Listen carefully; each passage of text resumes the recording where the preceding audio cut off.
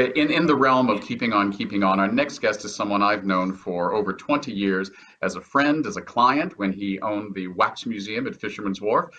He used to be head of the Planning Commission. He was on the Port Board of Directors, and now he is the, not even a year yet, I think, CEO and president of the San Francisco Chamber of Commerce, my friend and colleague, Rodney Fong. Rodney, how are you?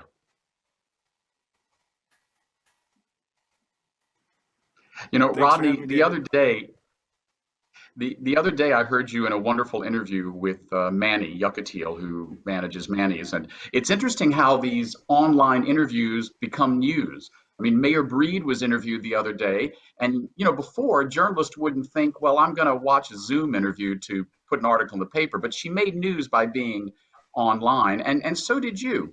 And one of the things that I heard quoted about you in that interview was that you felt that you had been preparing for this moment professionally all your life. Talk a little bit about that. I mean, I know you're a fourth generation San Franciscan. Tell me about how your past has led you to this moment.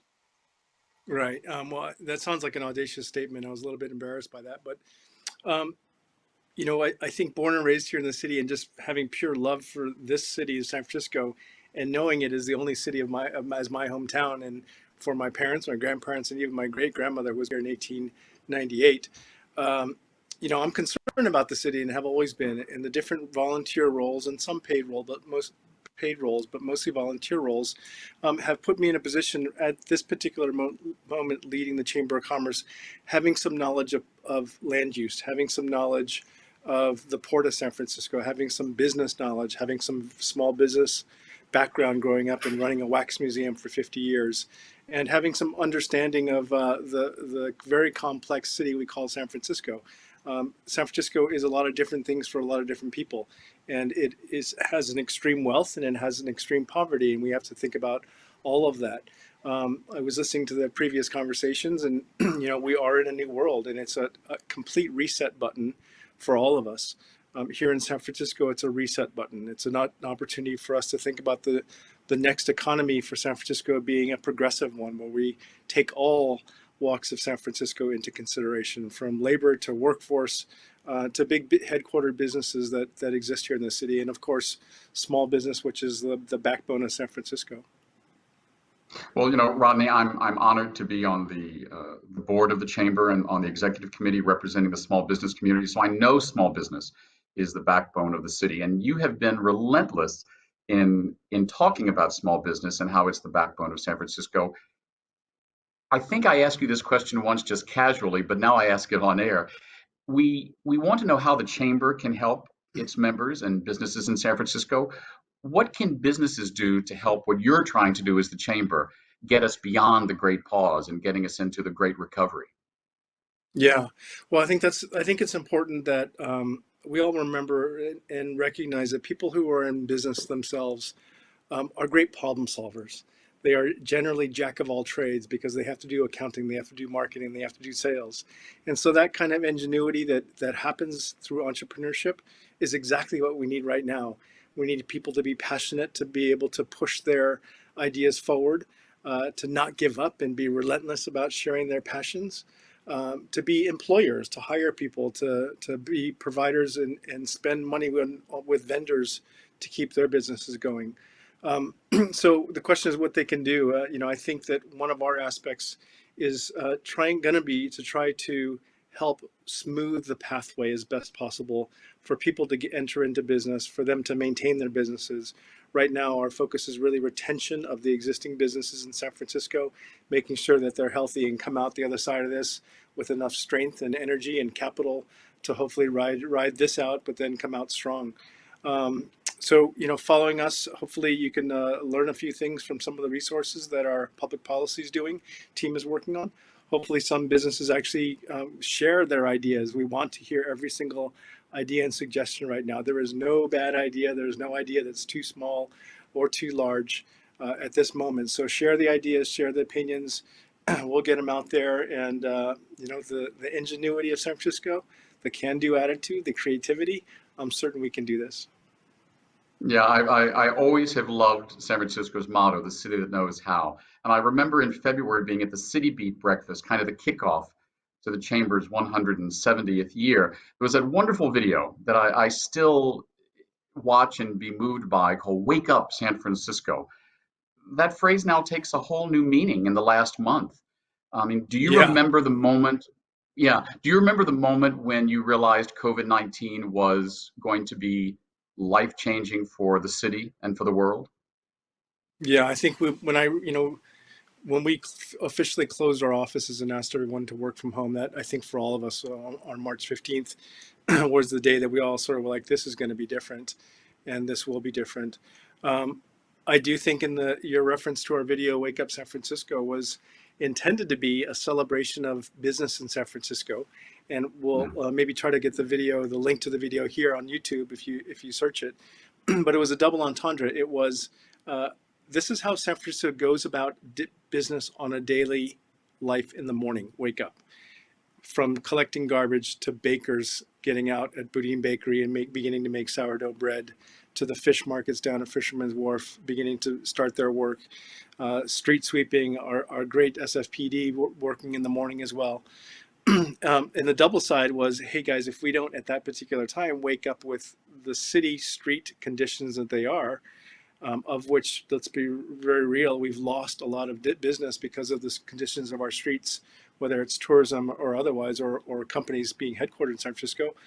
Um, it was a wake up call, and COVID-19 is even a greater wake up call. I think, David, this hopefully begins to show everybody here throughout the nation that businesses are fragile, and they may have a veneer of being incredibly wealthy and well capitalized. Some are, most aren't. I think all of us find ourselves that we are much more fragile than we want anyone to let on to be, and so we can't necessarily pile everything onto business. You have to let business thrive. We've issued a lot of taxes and voted on a lot of taxes that hamper business.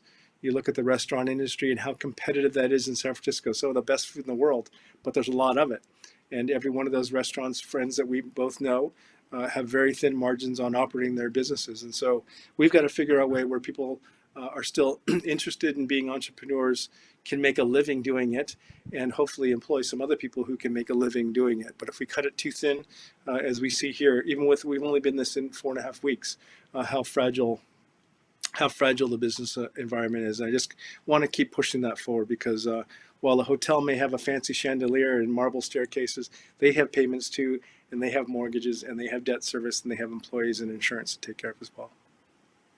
Right. It only seems like 4.5 years. It's only been 4.5 Did I weeks. say years? Sorry, Or yeah, weeks. Yeah, yeah. yeah. So I was looking down because I just got texted a question from a viewer, and they ask, are there any steps that small business owners that can't pay rent or keep their employees, what can they do now to make sure that they can open after the great pause into what I'm going to start calling the great recovery? Yeah, well, that's a good question. I mean, I think this is a difficult problem because the tenants, the businesses themselves are finding themselves obviously in a pinch. The landlords don't necessarily have any relief above them, so they're not necessarily in a position to just to forgive rent. Above that, the insurance companies I think are at large also looking at how they can help out, but they're ultimately going to need federal assistance as well. So this whole problem trickles up. It's not just for the tenants; it's for the landlords as well as for property owners, nonprofits, not just for-profit businesses. So this is a very challenging time and a watershed time for our nation to look at how it's going to continue to survive. Now, I know that you are one of the members of Mayor Breed's Recovery Council or committee, whatever it's called. Talk to me about that. Who comprises that, and what have you been charged with? And then on a personal note, tell me what it's like working with Mayor Breed, the gym buddy for my husband Alfredo and I, who probably we won't see next to each other on a stairmaster for at least a few weeks. Right. So I was absolutely honored. The mayor asked me if I would help co-chair the San Francisco Economic Recovery Task Force. I'm going to be joined by Carmen Chu, the city assessor, Jose Cisneros, the city tax collector, and Rudy Gonzalez, who represents labor.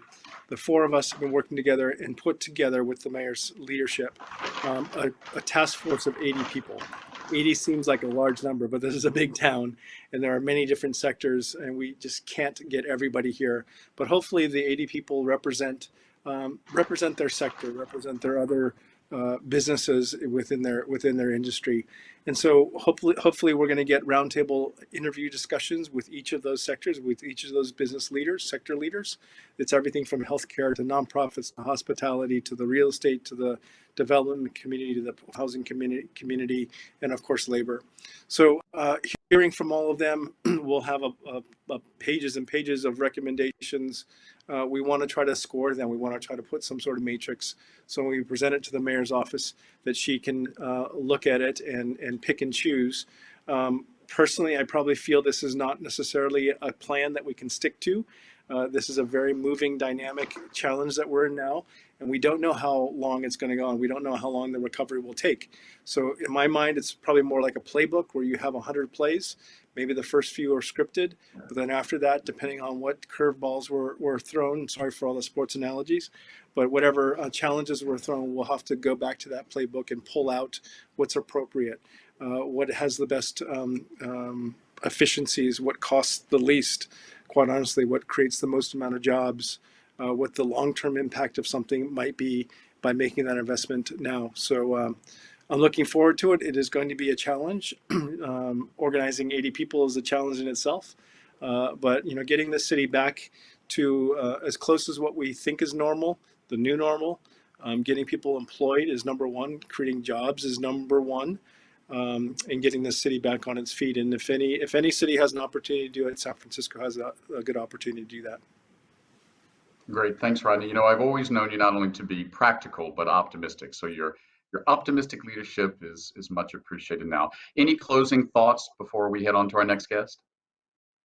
No, just really quickly, if people can think about this a little bit, the real success in my mind about getting business back and getting the working force back, it really is tied to the school system. If we can get our school system back up and running, where teachers and parents are comfortable sending their kids to school, and there's a great program and new compliance for schools, that then frees up the employer, the parents, to get back into the workforce. But until the school system is 100% or has a good plan, I don't think we get back. So from the business community, I'm reaching out to the education system to help them and do whatever we can to help them get on their feet and establish a great, safe plan for all the kids and families. Thanks so much, Rodney. Rodney Fong, President and CEO of the San Francisco Chamber of Commerce, and more importantly, a true San Franciscan. Jen, back to you. Thanks, David. David and Rodney, while you're still here, so many of my mom friends are wondering what school will be like once it gets started back up. Will the kids have smaller classrooms? Will there be no more recess, or maybe recess 10 at a time? I know there's just so much that everyone is looking at and thinking about going forward. Are you guys still around to weigh in on that, or did I lose you? I'm here, and that's a great question. And I'm not an expert in the educational system, but would love to, have a conversation more to the point about getting kids safely back to school. I know it's a question amongst all our friends who are parents. I'm a parent. The kids are a little bit older, but they are in college now and facing the same things. It's a very difficult time for anybody, all of us, but for college kids, and it sounds like you have one as well. For them to not know what's their future really holds. And it already was a difficult time for them, not knowing what their future holds and what major to select or what the job market looks like. But for them to not even know if they're going back into a campus lifestyle, which is a fun lifestyle and a great time of their lives, I feel bad that that's been taken away from them. Being stuck at home with mom and dad isn't fun? What? It's not, trust me. Thank you again. And I know that this is a topic we'll likely address next week. Same time, same show. In the meantime, thanks so much again.